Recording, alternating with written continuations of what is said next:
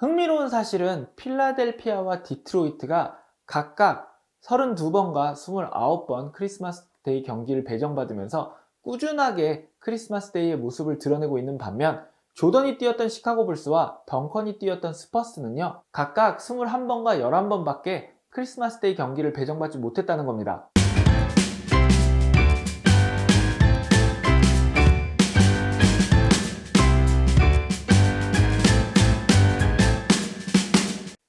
안녕하세요, 스포츠큐브의 이승용입니다. NBA에서 올스타전이 열리기 전에 가장 중요한 날, 많은 선수들 그리고 많은 팬들이 자신이 응원하는 팀이나 선수를 보고 싶어하는 날, 그리고 선수들이 뛰고 싶어하는 날, 한 날을 뽑으라면 바로 크리스마스 데이인데요. NBA는 매년 크리스마스 데이가 되면 경기 시간을 겹치지 않게 해서 딱 5경기만을 치릅니다. 동부 시간으로 정오부터 첫 번째 경기가 시작하고요. 그렇게 해서 5경기가 서로 맞물리지 않게 모든 경기가 전국 중계로 중계가 되게 됩니다. 가끔씩은 선수들끼리 올스타전 출전 횟수, 플레이오프 출전 횟수만큼이나 크리스마스 데이에 얼마나 많은 경기를 치렀나, 크리스마스 데이에 얼마나 큰 활약을 했나로도 선수들이 얼만큼 인기를 누렸나를 보는 그런 척도기도 합니다. 그리고 매년 10팀만 참가할 수 있기 때문에 매년 크리스마스 데이에 경기를 하는 10팀이 어떤 팀이 되냐에 따라서 NBA가 해당 시즌 우승 후보 및 흥행의 척도로 생각하는 팀이 어떤 팀인지도 엿볼 수 있는 그런 경기이기도 합니다. LA 레이커스처럼 거의 매년 크리스마스 데이에 빠지지 않는 단골 손님이 있는가 하면, 토론토처럼 창단 후 단 2번만 크리스마스 데이에 경기를 치른 그런 팀들도 있습니다. 이번 시즌은요, 애틀란타와 뉴욕의 경기로 시작을 해서 미러키와 보스턴, 골든스테이트와 피닉스, LA 레이커스와 브루클린 네츠, 그리고 댈러스 매버릭스와 유타 재즈의 경기, 이렇게 5경기가 열렸습니다. 이번 시즌 들어서 댈러스, 레이커스, 그리고 보스턴 같은 팀들이 생각보다 굉장히 어려움을 겪고 있는 모습을 보여주고 있었기 때문에 이 세 팀이 참가하는 크리스마스 데이 라인업이 조금은 생각보다 약해 보이는 그런 모습도 보였습니다. 특히 메인 매치로 결정된 레이커스와 브루클린 네츠의 경기는, 브루클린 네츠 같은 경우는 하든이 나오긴 했지만 듀란트나 알드리지 같은 주 전력 선수들이 못 나오는 경기였고요. 어빙 역시도 아직은 복귀하기 전이라 시즌 전에 생각했던 것만큼 그렇게 임팩트 있는 스타 선수들이 많이 나오지는 못했습니다.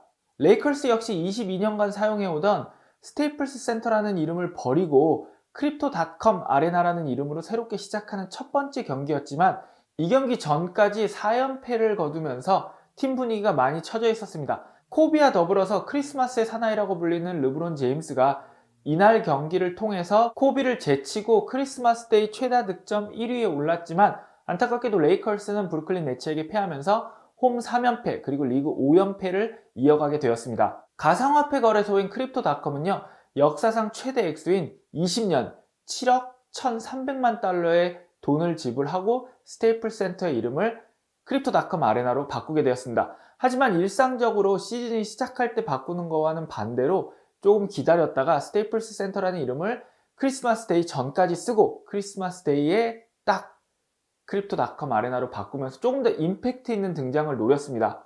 하지만 제가 방금 얘기 드린 그런 상황들 때문에 크립토닷컴이 생각했던 것만큼의 임팩트는 없었던 그런 이름 변경 시기였는데요. 크립토닷컴 아레나에 대한 얘기는 나중에 또 따로 하기로 하고, 이날 경기에서 르브론 제임스는 39점을 득점하고 3점슛 3개를 성공시키면서 통산 득점 422점으로 코비를 제치고 크리스마스 데이 최다 득점자가 됐고요. 3점슛 부분에서도 듀란트를 제치고 28개의 3점슛을 성공시키면서 크리스마스 데이에 가장 많은 3점슛을 성공시킨 선수가 되었습니다. 오늘 영상에서는 지금까지 크리스마스 데이에 어떤 기록들이 세워졌고 어떤 선수들이 크리스마스 데이에 좋은 성적을 기록하고 있는지 한번 크리스마스 데이를 기록으로 살펴보려고 합니다. 많은 부분에서 상위권에 올라있는 코비와 르브론은 크리스마스 데이 경기를 무려 16번을 치렀는데요. 이 두 선수가 역사상 크리스마스 경기를 가장 많이 치른 두 선수이기도 합니다. 르브론 제임스의 통산 크리스마스 데이 성적은 10승 6패인데요.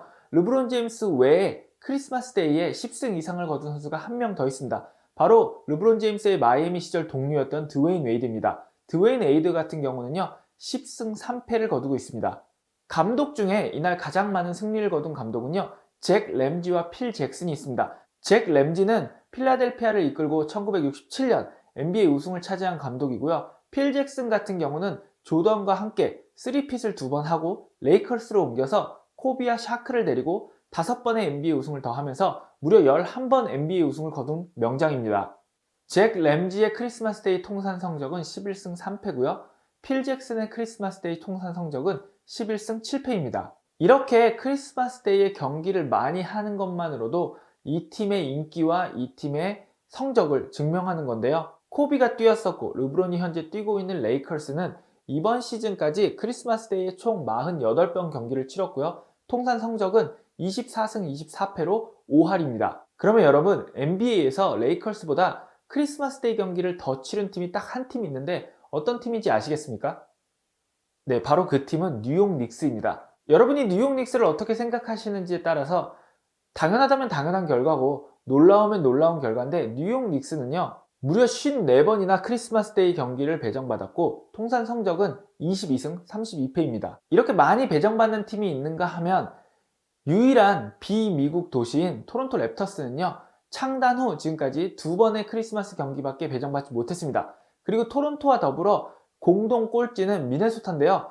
토론토는 그래도 한 번의 홈, 한 번의 원정 경기였던 반면 미네소타는 2번이 다 원정 경기여서 사실상 미네소타라는 도시 자체는 단 한 번도 크리스마스 데이 경기를 배정받지 못하고 있습니다. 흥미로운 사실은 필라델피아와 디트로이트가 각각 32번과 29번 크리스마스 데이 경기를 배정받으면서 꾸준하게 크리스마스 데이의 모습을 드러내고 있는 반면, 조던이 뛰었던 시카고 불스와 덩컨이 뛰었던 스퍼스는요 각각 21번과 11번밖에 크리스마스 데이 경기를 배정받지 못했다는 겁니다. 특히 샌안토니오 스퍼스의 11번은요 20번의 오클라호마 시티, 14번의 클리블랜드보다도 더 적은 횟수입니다. 코비와 르브론이 선수로서 16번의 크리스마스 데이 경기를 치른 반면 NBA에서 16번보다 더 적게 크리스마스 데이 경기를 치른 팀은 무려 14팀이 됩니다. 그렇다면 통산 횟수 말고 크리스마스 데이의 경기를 많이 치르진 않았어도 가장 임팩트 있는 모습을 보이는 선수들로는 누가 있을까요? 티맥이라고 불렸던 트레이시 맥그레디는요 단 3번의 크리스마스 데이 경기를 치렀지만 그 중에 2번을 40득점 이상 하고 1번을 30득점 이상 하면서 크리스마스 데이에만 나오면 정말 화끈한 득점쇼를 보여줬습니다. 특히 그가 2003년 치렀던 크리스마스 데이 경기는요 많은 팬들의 내리속에 아직까지 남아있습니다.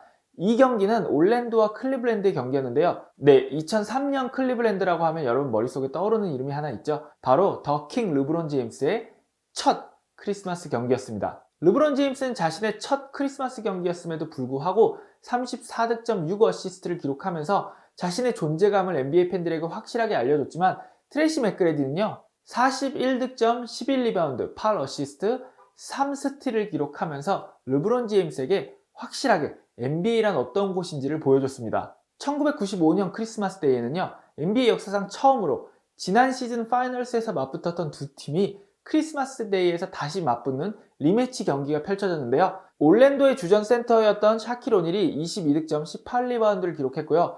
휴스턴의 센터였던 하킴 올라주원은 30득점 12리바운드를 기록했습니다. 페니 하더웨이 역시 22점을 넣으면서 활약했는데요. 특히나 종료 3초를 남기고 90대 90 동점인 상황에서 92대 90으로 앞서가는 결승골을 넣으면서 팀이 승리하는데 큰 공을 세웠습니다. 2004년 크리스마스 데이에는 정말 큰 매치업이 붙었는데요. LA를 떠난 샤킬 오닐과 코비가 이별한 이후 처음으로 만나는 경기였습니다. 코비와 샤크의 불화설도 있었고 드웨인 웨이드가 당시 떠오르는 스타였기 때문에 과연 코비가 드웨인 웨이드와 샤크를 맞이해서 어떤 경기력을 보여줄 것인지 많은 팬들이 기대를 했던 경기였는데요.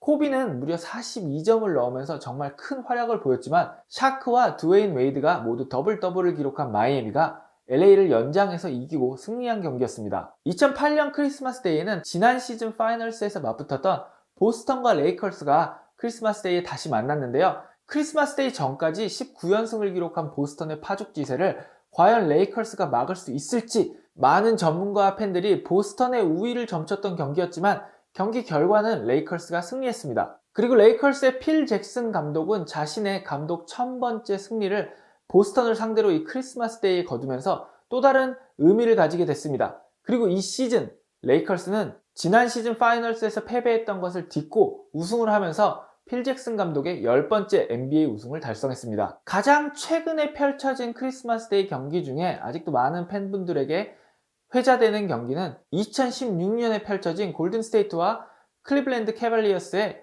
크리스마스 데이 경기였습니다. 이 경기 역시 전 시즌 파이널스의 리매치였는데요. 많은 분들이 최고의 파이널스라고 뽑는 경기 중에 하나인 2016 파이널스는요, 골든스테이트가 4차전까지 끝난 상황에서 3승 1패로 앞서고 있었지만 르브론과 카이리 어빙을 앞세운 클리블랜드가 남은 3연전을 모두 3연승으로 끝내면서 4대3 시리즈의 대역전승이 일어나게 된 파이널스였습니다. 골든스테이트는 이 경기에서 36점을 득점한 케빈 듀란트를 앞세워서 4쿼터까지 14점 차로 앞서 나가면서 지난 시즌 파이널스의 복수에 성공하는 듯 했지만요, 경기 막판 어빙과 르브론 제임스의 대활약에 힘입어서 클리블랜드가 이 14점 차를 뒤집고 역전에 성공을 합니다.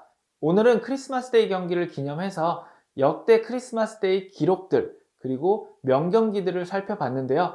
르브론 제임스가 새롭게 써가고 있는 이 크리스마스 데이 기록들을 또 깰 수 있는 그런 선수가 나올지도 궁금합니다. 지금까지 시청해주신 여러분 감사하고요. 저는 또 다른 스포츠 이야기로 돌아오겠습니다. 여러분 모두 좋은 하루 보내세요.